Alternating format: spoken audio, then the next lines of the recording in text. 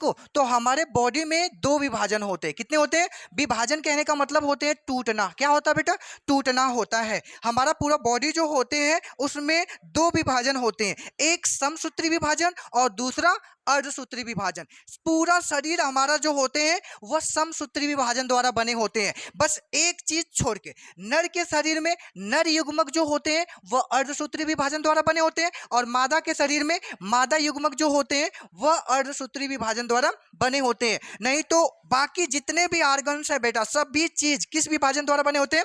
समसूत्री विभाजन द्वारा बने होते हैं। अब यह समसूत्री विभाजन, अर्धसूत्री विभाजन होता क्या चीज है, ध्यान दो बेटा।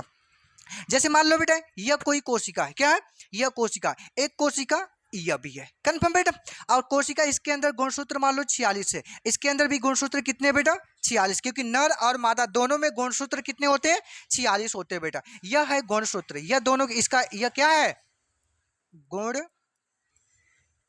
सूत्र है। क्या बेटा? गुणसूत्र है। कंफर्म बेटा? देखो एक कोशिका में होगा विभाजन, जब विभाजन होगा बेटा तो एक से दो कोशिका बनेगी। विभाजन टूटने को ही तो कहते हैं। एक कोशिका दो कोशिका में या इसमें विभाजन हुआ। देखो बेटा इसका यदि पूरा पूरा लक्षण आएगा, क्या बेटा? एक कोशिका का पूरा पूरा लक्षण यदि दूसरी कोशिकाओं में जाता है तो उसे हम कहेंगे समसूत्री विभाजन हो रहा है। कौन सा हो रहा है?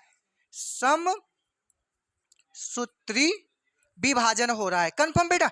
मान लो इसमें भी विभाजन हुआ तो यहाँ पे भी तो दो कोशिका बनेगा, एक कोशिका यहाँ पे, एक कोशिका यहाँ पे। इसमें विभाजन हुआ तो इसमें आधा आया, 23 इसमें आया और 23 इसमें, तो इसमें देखो आधा आधा आया है ना बेटा।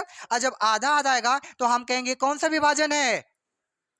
अर्ध सूत्री विभाजन। देखो अर्ध कहने का मतलब आधा, असम कहने का मतलब समान, है ना। जब समान लक्षण आते हैं नई वाली कोशिकाओं में तो उसे हम कहते हैं समसूत्री विभाजन। यदि बेटा आधा आधा गुणसूत्र आते हैं तो उसे हम कहते हैं अर्धसूत्री विभाजन। क्या कहते हैं? अर्धसूत्री विभाजन कहते हैं, है ना बेटा।